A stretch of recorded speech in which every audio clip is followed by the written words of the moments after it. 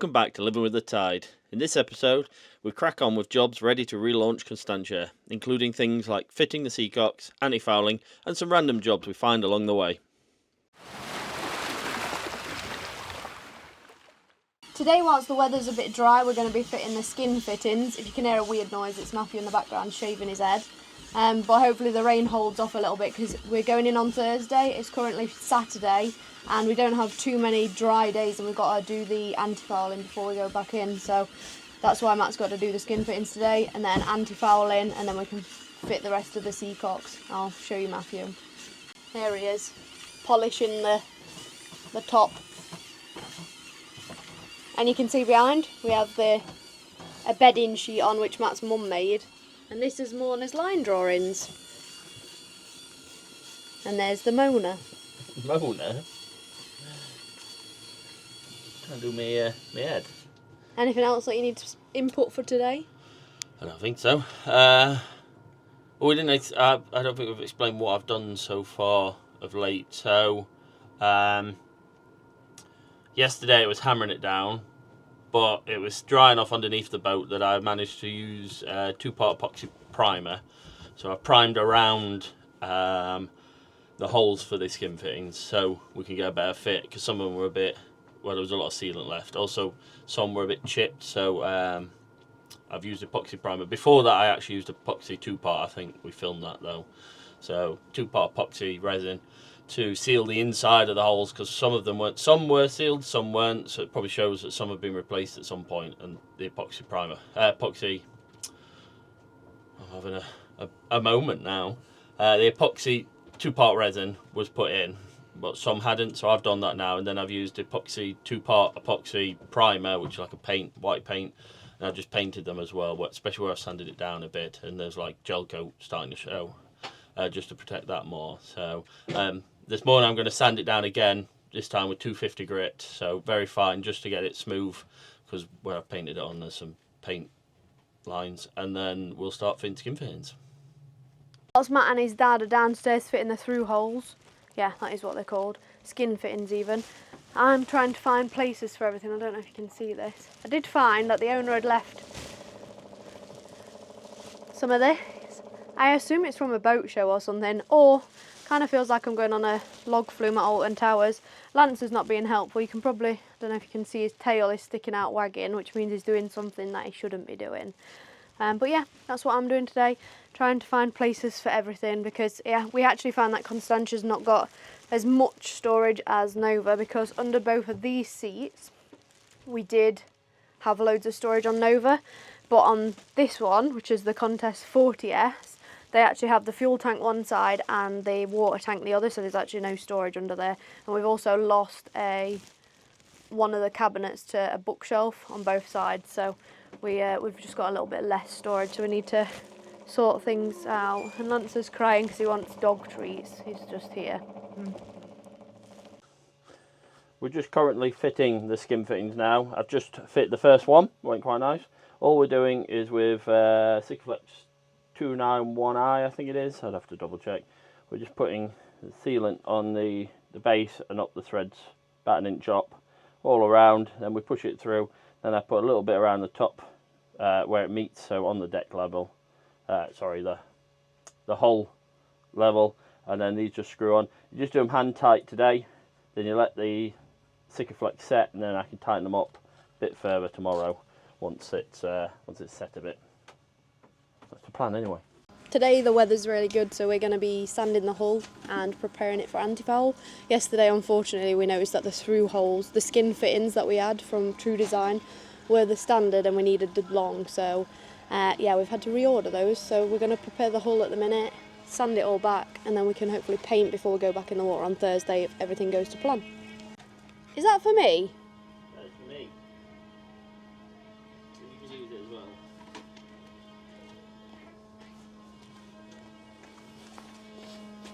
What are we doing here?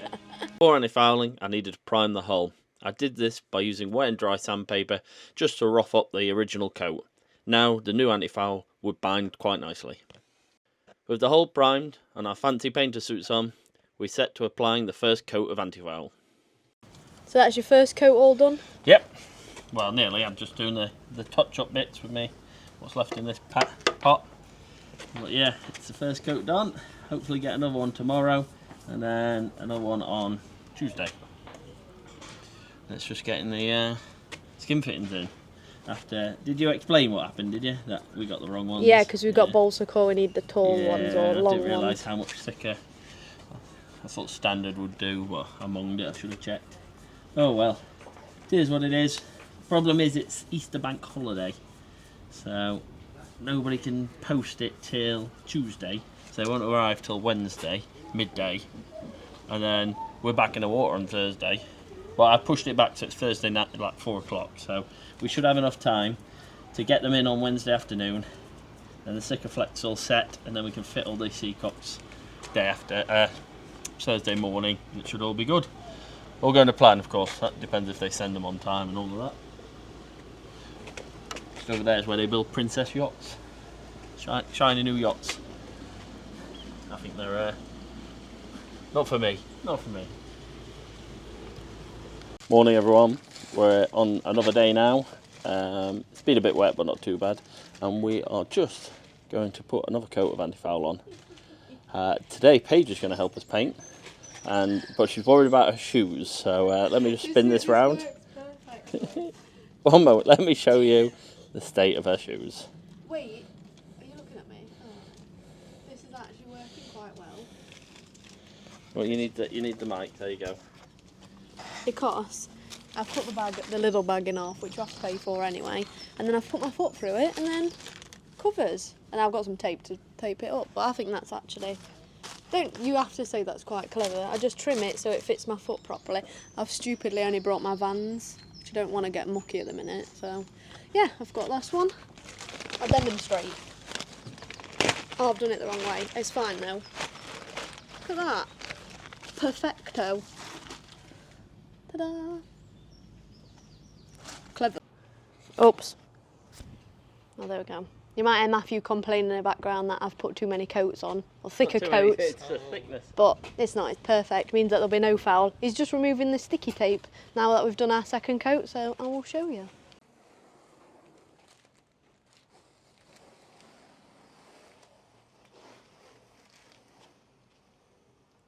We were just doing a walk around of the outside to make sure that we'd got all of the Antifoul sorted, and I thought I'd shine a torch up the poop chute, which is, Lance's stealing things again, which is the only Seacock that I think Matt wasn't going to replace because it was very fine. smooth. Like when you open it, it was smooth, but as I shone it up, it looked like the Seacock was only half open, which is obviously not good. And Matt knew it was fully closed, which meant that the Seacock had seized or snapped. We figured out they had snapped, but we were just fingers crossing that it wasn't full of the previous owner's waste, which Matthew's managed to put a screwdriver in and open it fully. There's no waste in it, so he's just on his hands and knees with a head torch trying to replace that now, which we'll also replace with the Tru Design, I think, if we have the right sizing. But Jed's just bringing the heat gun over.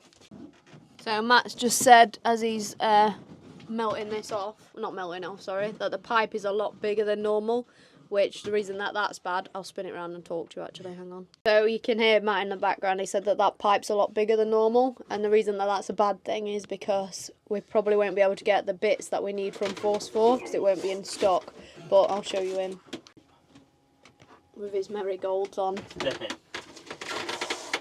So what's the issue? Well, at the moment there's no space for this pipe to move, but it's a bigger pipe than a standard size, so I think this is a 1.5 inch Seacock, which would have a 1.5 inch hose tail on it, which is for 38mm hoses. I think this is a 40+mm hose, so it's had a uneven size put on it, which is fine, but I'm finding that it's quite hard to get those for this Tru Design, so I might have to replace this with bronze, or I might have to replace, I can't replace the pipe, so it's a case of just seeing, when I get this off, seeing where we are. So. Look at the size of the holding tank. It's not very big. No, that's going to last Matthew a day. Oi, most. I'm making that face.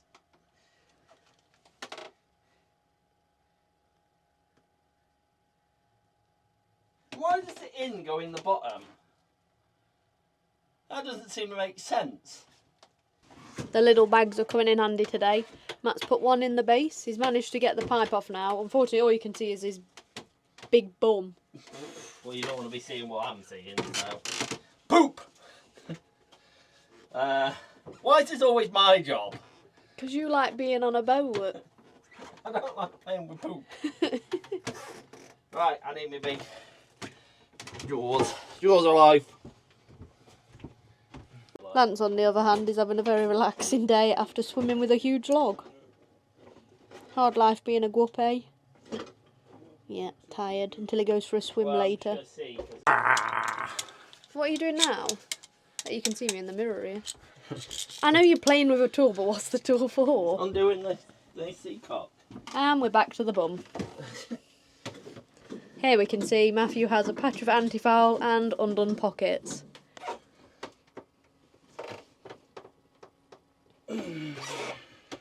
We've got the Seacock and skim fitting off for the holding tank. We've just got to get a few more bits to replace that now. I'll pick them up tomorrow. I've just epoxied the hole, so I'll get it all ready, and then I'll epoxy primer it tomorrow. So it's all nice and ready to receive its new skim fitting, and we should be able to put it together. The only problem with this one is the pipe coming out. So pipe going into the holding tank is a 38mm, which is 1.5 inch. The one coming out is like 45, and I can't get a... Tru Design don't do a 1.5 inch to 45 hose tail, so I'm not sure what I'm going to do. I'll either have to cut the pipe and reduce it down to 38, or I'm going to have to get a bronze hose tail fitting to fit into one of those Tru Designs, which I don't really want to do, but I'm in two minds because I mean the hole is only 1.5 inch, so no point in having a 45mm hose on a 1.5 inch hole, so we'll see. It's a new day, and we've got all the skim fittings have tipped up. So these are the longer ones. Don't know, we haven't got any old ones here. Oh yes, yes. So this is like the length of the old one, as you see, quite a bit longer. So these will work. What are you bothered about? Oh, it's because my dad's sorting out a bilge pump. Lance doesn't like the switch, and he's going to go off. Stupid dog. Silly. I've got them all set, ready to go. I've just got to now work out that it all works. Can't speak anymore. I'm going to dry fit them and make sure everything works. But Paige wants me to show you how everything goes together. I'm not doing them all, that would bore you. But I'll show you the two like main types I've done. So we got like the simple one. So we've got the Seacock here. This is the 1 1/4, and then I've got it going to a 1 1/2. It's just for the pipe. It's a 38mm pipe. This is one of the drains, cockpit drains, and this just goes on to the skim fitting, 1 1/4 skim fitting. Quite simply just screws on, and that's all there is to this one. So the skim fitting, of course, will be through the hole. Then this gets on top, and then the hose goes on there. Simples. Like that. All there is to it. We will be using Loctite 5331, which is for composite threads, so to lock all the composite threads, and Seacock 291i for sealing them actually in.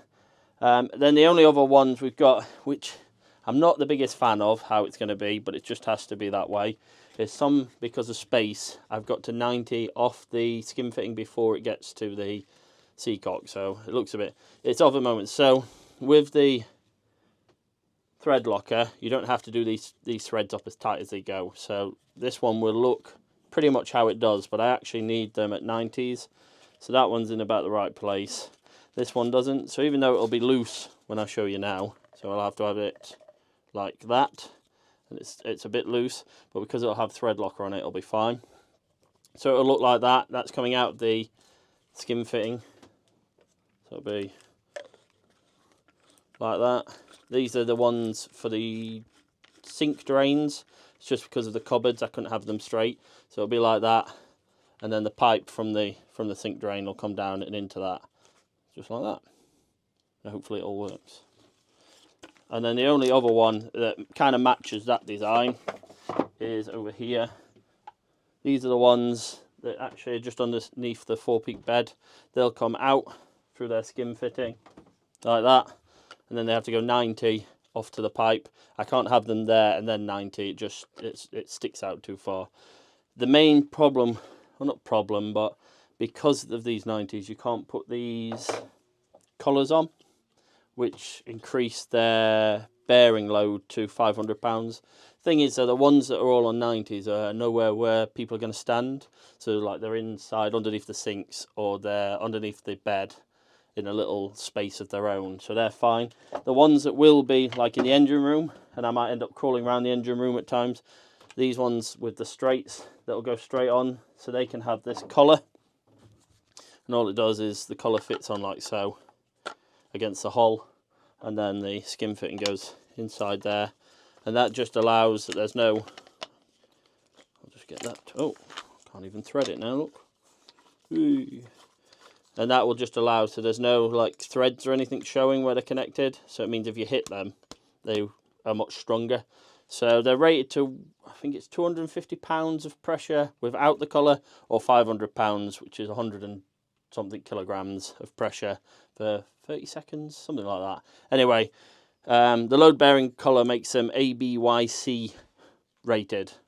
Otherwise, they're still ISO something or other rated. But yeah, so that's us all sorted. Now we're just going to dry fit them, make sure everything works, and then we can actually fit the skin fittings and let them cure for a few days.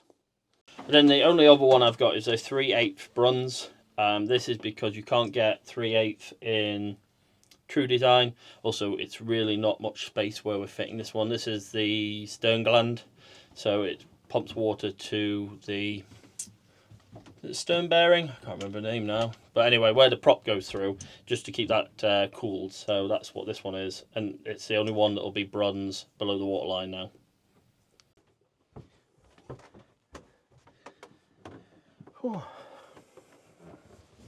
So we're just about to dry fit one of these. The top one's already set in, that one worked with the original size, but this one needs to be extra long, so we're just fitting it now.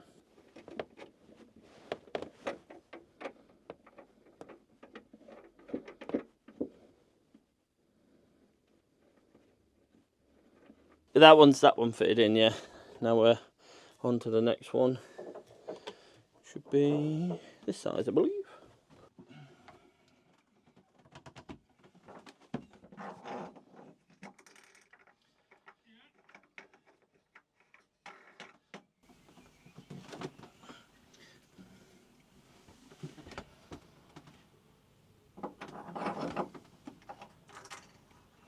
While dry fitting the through holes, we found that some weren't fitting flush. Unfortunately, this meant that the hole needed to be faired down in places. I did this and then reapplied epoxy. We're just waiting for the epoxy paint to now set, the 2-part epoxy paint that I've put on the skin fittings. So once that's set, we can fit the skin fittings and we're homeward bound kind of thing. We're they're all shouting in Princess Yachts. Are they cheering because they're launching a new one? I don't know. They are launching a new one. Anyway, back to you. Okay. So while we're doing that, I've been doing some other jobs. So one of the jobs was this didn't have a bitter end fitted, so I fitted the bitter end, and I've just changed all the anchor markers were just cable tie, coloured cable ties. I've changed them for these new ones we found, Anchor Right. You may have seen them about, but they're like screw-on tabs. We used to have like the clicker ones. These are like the upgraded version that you can actually now screw in, so they're meant to last a lot longer, unlike last time where that octopus was trying to steal them. So we're just doing that now, and now I'm just bringing the anchor back up. It's all working well, we're just learning how this windlass works. And I have a big anchor locker. Yeah, well, it's full of ropes at the moment. There's some chain in the bow.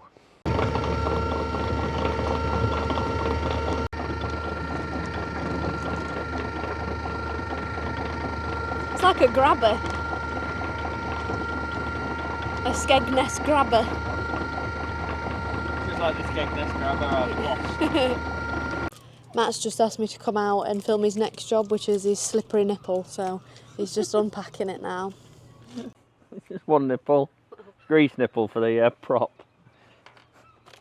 Sometimes. And What's that for? some grease and a grease gum. Because I need to grease up the prop. What's what for? Ooh. What's a nipple for? To get the grease into the prop. I'll show you when I get my grease gun out. Ooh, fancy. Put my hand in this box. Not much of a gun, more of a pump. That's exactly what it is, to be honest. I guess grease gun sounds better than grease pump. Oh yeah, there is that. There's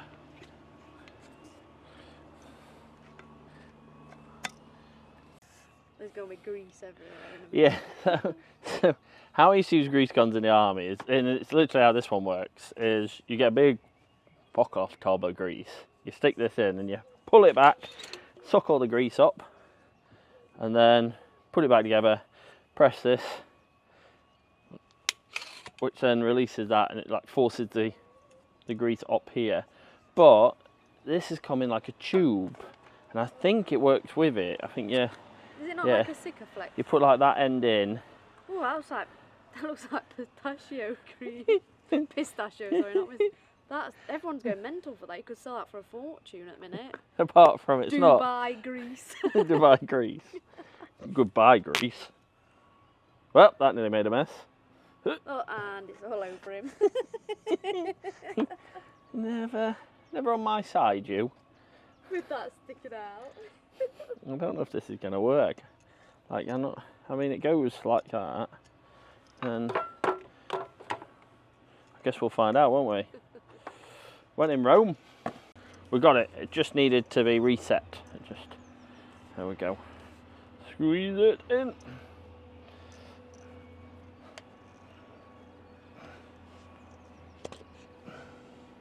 Matthew, I really don't trust you with this thing. There we go. Feel good? I love it. It just came springing out of your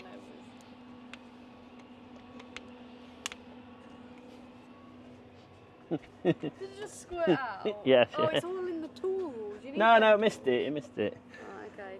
Anyway, right, Alright, grease gun is in action. First stage done. Now I need to wipe my hands because I've got grease all over me. Now we are at the prop. So, I don't know if Paige will be able to show you. I'm looking at the prop. But it says grease here. Grease. You undo these two. You feed one of them with the grease nipple. Then you fill it with grease. And I shall now demonstrate. Ignore the fact I'm using torque bits for Allen keys. Out it comes. Whee! Never knew It's got a lot of grease in it, so it may not need much. But you're meant to do it every year, once a year, annually. So there we go. And then now we feed it here maybe. I don't know which one you put it in. This one it is. There we go. Now we can... Oh, is this going to go everywhere? No. Feed in the grease nibble. Each time you pump... Oh, I can't get it off now. You're meant to now move this and... There we go. Let it feed some grease through. Do it once and back. Like that. Some water came out, that's not a good sign. Pump some more grease in. Oh, water's coming out the other side. Yeah, grease is coming out, so that's good. And yeah. And back. Yeah. Let's pump a bit more grease in. Can you have two? Oh, it's there, it's all coming out. Yeah. Plenty of grease in there now. Just to keep all these working parts so that it's got like gears in there. How it does this vary prop. So that's it. Neutral, where it won't be doing any. So then of course forwards, as you can see the prop changes, and as you go astern, as it spins back the gearing changes and makes it more efficient to go astern. Now I don't know if that was actually going astern or forwards, I don't know which way is which, but there we go. Plenty of grease in there.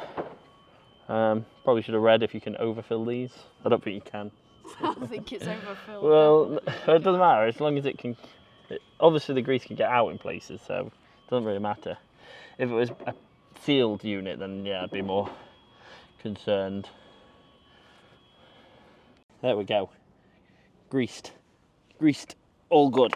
Oh. Matthew's currently fitting the skin fittings. He's got the tool in the top.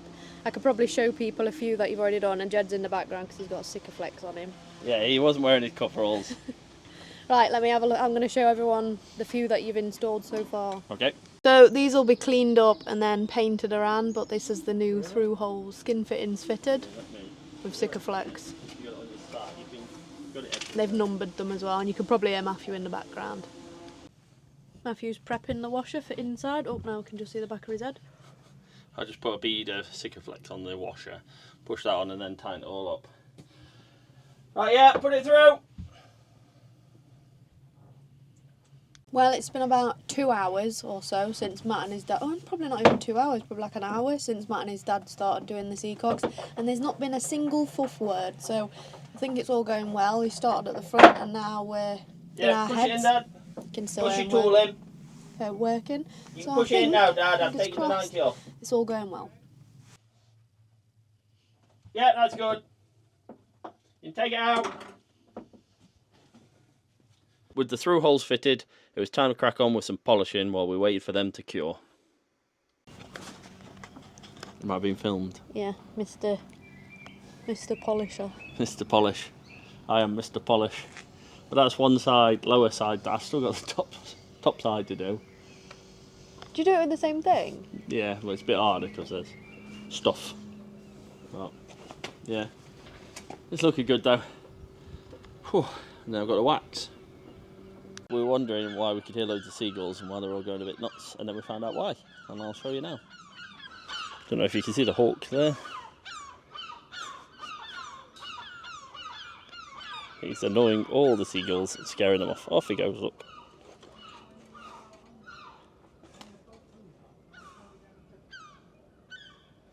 There we go, onto the chap's hand. Not my best filming, sorry guys. This morning we're actually fitting the Seacocks to the through holes. Matt's just having to cut one down because two are really close together, which means that he wasn't able to fit them. Lanza's crying because he wants to go up on deck, but he's wet. So yeah, that's what we're planning to do today, fit all the Seacocks. Matt's still got a little bit of polishing to do, and hopefully, fingers crossed, Constantia lets us have a day where things are going all right. What's wrong? You want to go up? Happy? Is that better? Oops, you can't see him. There he is, woofing at people. Lancer, any woofing? You'll come down.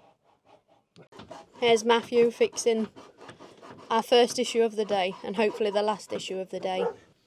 Matt's just putting on the thread sealant before he actually puts the Seacock fitting on, or the right-angled turns. Yeah. So that's what you can see him doing. I'm sure he'll explain it better when he's not concentrating. But everything, fingers crossed, oops, are going okay. And you can hear Lancer barking on deck again. Actually, so you can see Matt using Loctite to actually seal in the threads. You're supposed to put it on the first couple of threads and then it drags itself down. First 4 threads, it says. I'm probably being a bit liberal with it, but you know. You're shaking? Because I'm squeezing, nothing's coming out. Oh.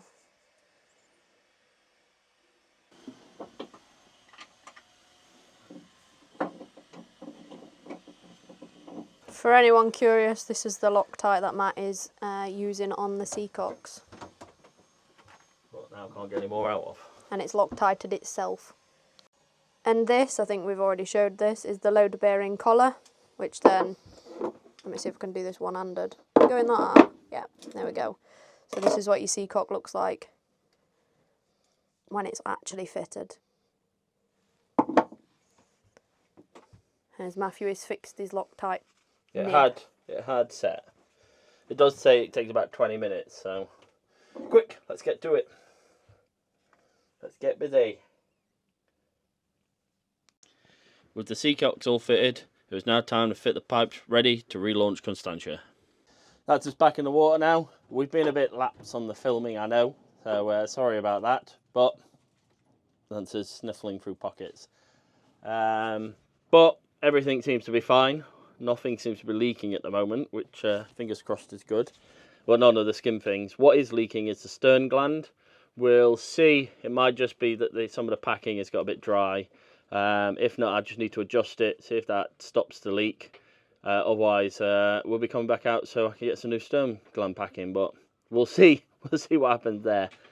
I think that's it. We fitted the auto bilge pump. We forgot to show that as well. Sorry about that.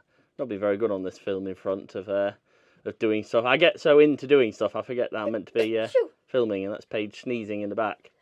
Her cute little sneeze there. What else do I need to say? What's coming up?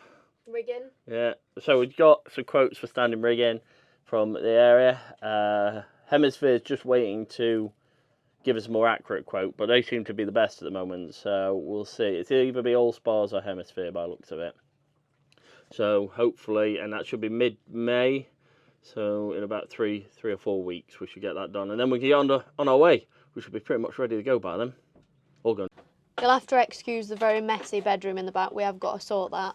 But yeah, we're back in the water. Nothing's leaking apart from the stern gland, which should be fixed. Matthew's now doing a lovely job of fixing our toilet so we can actually have a wee and everything in there. I think it's the holding tank one, isn't it? Yeah, just with short one pipe for it. But he accidentally put his thumb up the old holding tank pipe yesterday and he wasn't very happy with that. So I'll show you what he's doing. How's it going, brown finger? Thanks for that. The bathroom is also a mess. In fact, the whole boat is a bit of a wreck. So you're changing the old pipe? Yes, so... Hang on, I don't think people can hear you. Let me switch mics over to you. Hello and welcome to Constantia. Made myself a little mic. Right, what was I saying? Or what was I meant to say? Right, pipe. This pipe, this is the new holding tank pipe. Can't really see. But problem I've had with a lot of these skin fittings is that the bronze skin fitting, there's a lot more availability for hose tail. So a lot of them were like this one, 1.5, 1.5 BSP skin fitting with like I think it's 45, might even be 50 mil pipe connected to it. But with Tru Design, you can't get that. So I've got to go back down to 1.5, which is 38mm, which is your normal toilet pipe. So I've got to downsize the big pipe back down to this, which isn't the best thing because it depends on how big your turds are. Massive. But the pipe going into the holding tank is 38mm, so if it's got in there, it should come out. Wait, has your poo got to go down that? Yeah. Poos always go down this. It gets squashed in that in the pump. I mean, it's going through this pumpy thing, so it's not like it's. Or is it getting pumped? No, it's getting pumped out. Sorry, it doesn't go. Oh yeah, it does. Yeah, down there. So it kind of gets a bit macerated, but yeah, get through this pipe. Just about. Mine gets. It's yours. Ladies don't poo. Oh yeah, you must not be a lady then. Anyway, so that's what I'm doing at the moment. The other thing that we're going to try and get done before we leave here is get our sails laundered. So we took down the foresail, and I think Constantia was left for quite a while without being sailed or anything because the sails are pretty green. I don't think they'll really last that much longer, the sails, but we can at least try and get them cleaned and then sorted before we actually go sailing. But yeah, we're going to get that done whilst we're going to have the mast and everything down to get our rigging done. So we'll see how it goes. It should be about £100 to wash the sails, I think Matt was saying. And then it's, how much was it per hour? £57 an hour for labour. £57 an hour for labour if it needs any repairs or anything. So we'll see how that goes. But we've not took them down yet because it's a little bit of a windy day for the main to come down. 3 hours later. Shut up, you. He's only sticking a pipe on. He's been in here for ages. Literally 10 minutes. Nope. I'm doing the Jubilee stop, I'm done. What, and then you can use the holding tank? Yeah. Well, as long as when I open it, don't leak. My connection. So Matt's just said his connection's leaking on the holding tank, so it's one of the ones we want to fix. No one wants a leaky pooper. Not when the water's coming out brown. Is it actually? Yeah. Oh. Lovely. Oh, it smells like eggs. Oh. That's the sign. It's the water's been stagnant.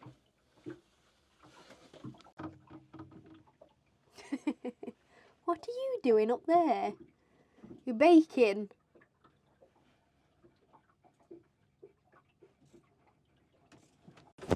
Test number 2.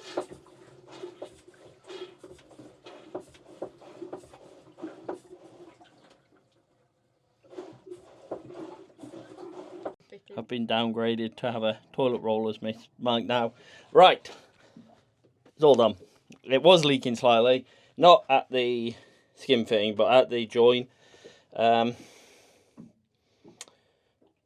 monged it. I was a bit liberal with where I've cut it. I should have probably cut higher here. I can't see, but I'll... Whoop. Well, Paige will show you. Higher and put the joint up higher. I think, looking at the levels and stuff, I think where I've got the pipe is right on the water line. So... What's that?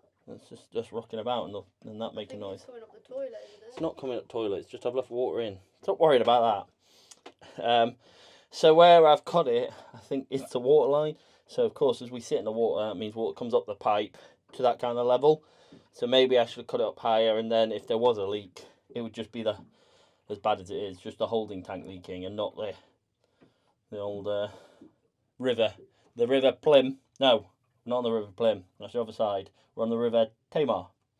It's not the River Tamar coming in. So, but I'm not going to mess around. It seems to be sealed now, and I think it could be, from my estimations, that I think it's right just where it needs to be. So we're okay. But if I was to redo it, I'd cut this big one shorter and move it all up. But I'm not doing that now. I think I'm happy. Matt's on to his next job, which is creating a shot line. Because we haven't taken Constantia out at all. He just wants to check that the depth sound is all correct and reading right. So he's making himself a, what did I say it was called? Shot line. A shot line. And then I can make scoobies out of the rest of the rope. And Lance was walking around too hot because he's baked himself up on deck. But I'll show you how he's making a shot line out of one of our weights from weightlifting and some new line he's just bought. He's currently walking around trying to find something that's a metre instead of the tape measure in his hand. It just makes life a bit easier, but I can't do it. Let's have a look at your shot line then.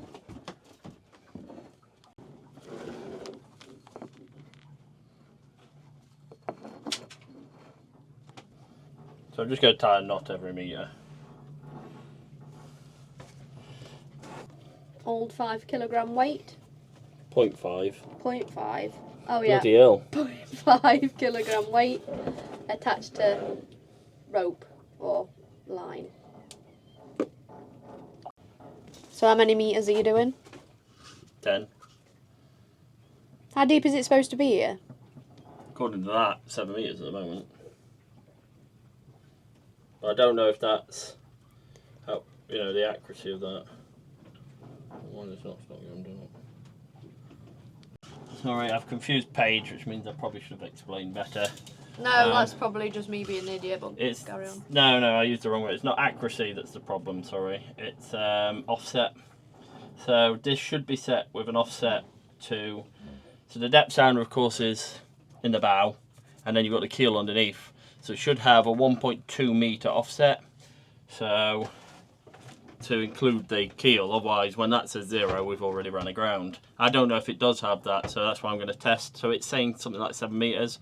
If it's over 7 metres, if it's like 8.5, 9, I know that the offset's been set, and then I can check to see how accurate that is. If it isn't, or if it's been set wrong, then I'll measure and find out, if that's reading 7 and I get 7 on this, I know the offset's not being set or something like that, and it's no good. So it's not taking into account the keel? Yes, yeah. And I've already measured the keel is 1.2 metres down, so I just need to check that it's all good. It's also good to have a shot line around, just so if you ever need one. 5.2 metres. 5 metres. 6 metres. Let's go see what's right. 1. 2. 3.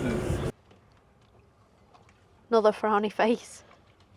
It looks like we might be set right, so we're at 7.5. We're reading. I'm not entirely sure why we're reading 4.7 to 6.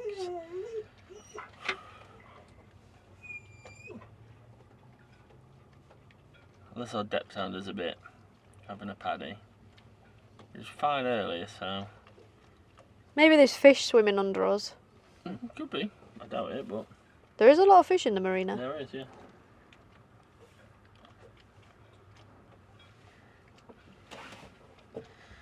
Staying at 4.6 now. But that can't be right, because 4.6 plus 7 is a...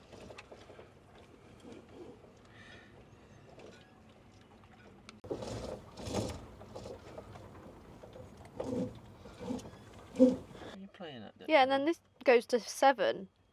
That's what I don't get.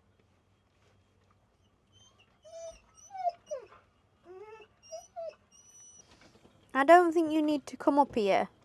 You were too hot. Go to sleep. Matt's currently checking Navionics because our speedo's going from 4 to... Look, we're at 6.3 now. 6.4, 6.5.